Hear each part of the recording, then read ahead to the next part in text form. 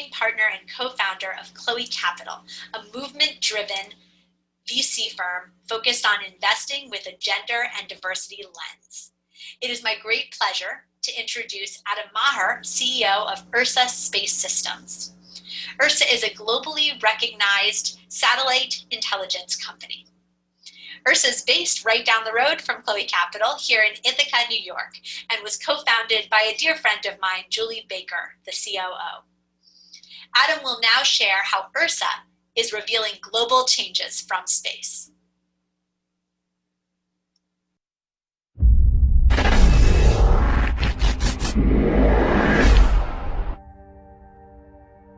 Yeah, first of all, thank you to the entire Upstate Venture Connect team for inviting us to speak with you today.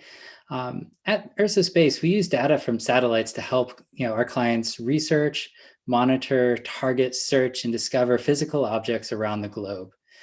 Thus, as the title says, revealing changes globally.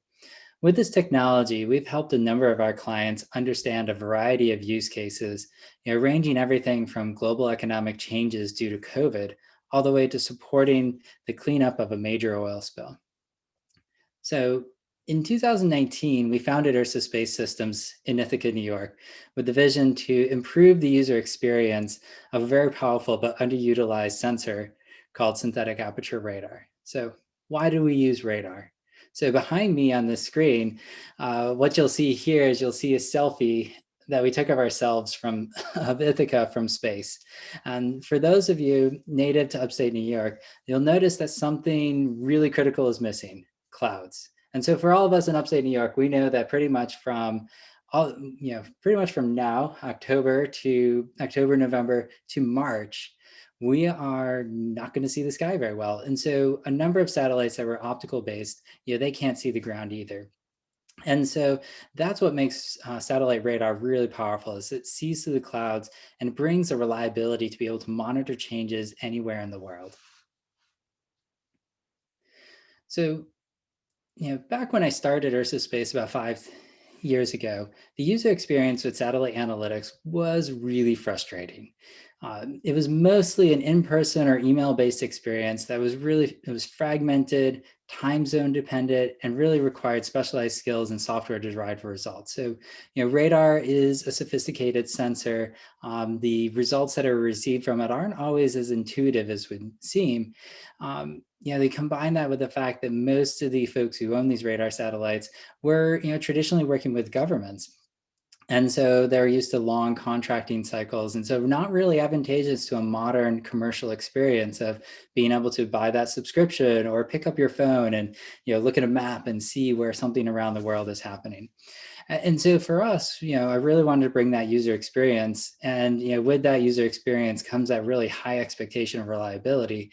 And so those clouds, I talked about before, meant we weren't able to meet those expectations. So a lot of the groups we work with, they are looking for weekly, daily updates of so many places in the world, and other technologies weren't able to provide that, which is why we focused on really bringing this technology to market. And so really improving that user experience so that, we can really bring that level of experience to where, my dream is someday that, tasking a satellite and anywhere in the world is going to be as easy and as reliable as opening up your phone and looking, for directions to your favorite restaurant.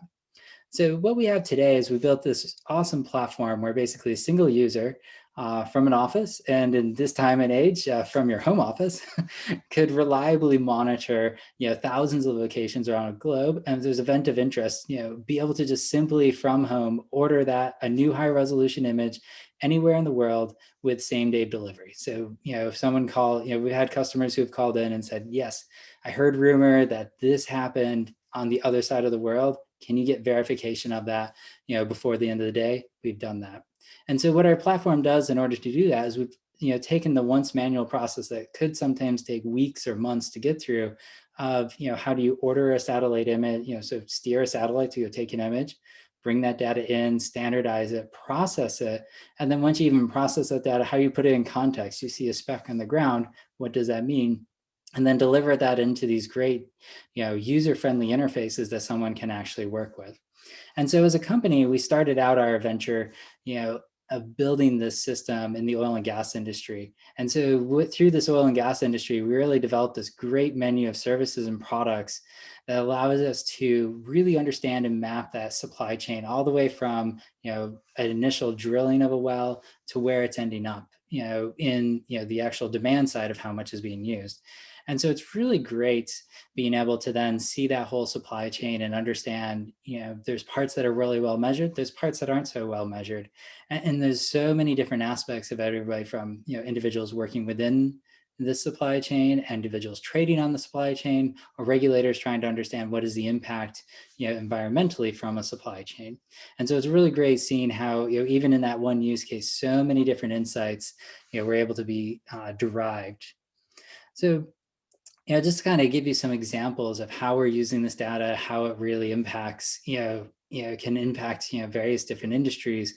So one example we have behind us is you can view, and this one you can view on our website as well, is global automotive manufacturing. So when, COVID started, there's so many questions around the world about supply and demand. Pre-COVID assumptions about fundamentals, basically we're thrown out the window. The pattern of how this supply chain or that supply chain, supply and demand, really altered. And there's this thirst for ground truth data. And, and also the other thing is to think about, you couldn't hop on a plane to go look at that, area. You actually, and so using, our system, which you can see globally, what we've did here in the automotive industry that you see behind me is we actually created this dashboard where we were able to go and look and have multiple years of history of, almost every automotive plant in the world. How were they operating? What was their normal activity level?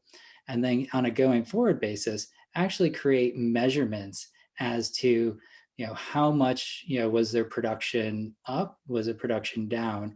Because it really wasn't a reliable pattern to do that. And so it's really great seeing this. We started in oil and gas, and we took this technology and very quickly in a few days able to transition that into these other, other manufacturing areas. So sometimes, we've done this in automotive.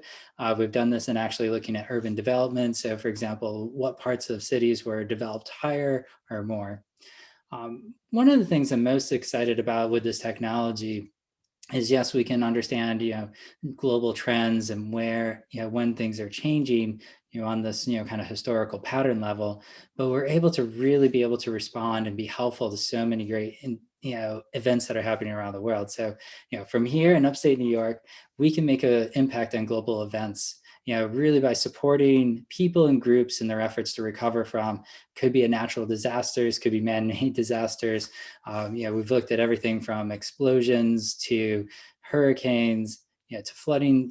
When there's different flooding, we help, organizations map and understand where to put those resources for flooding. But, behind me is the traffic oil spill that happened in Mauritius.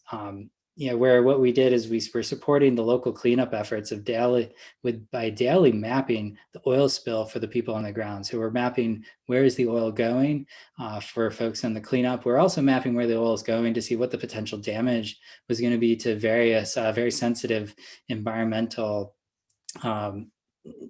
habitats that are very close to this particular area.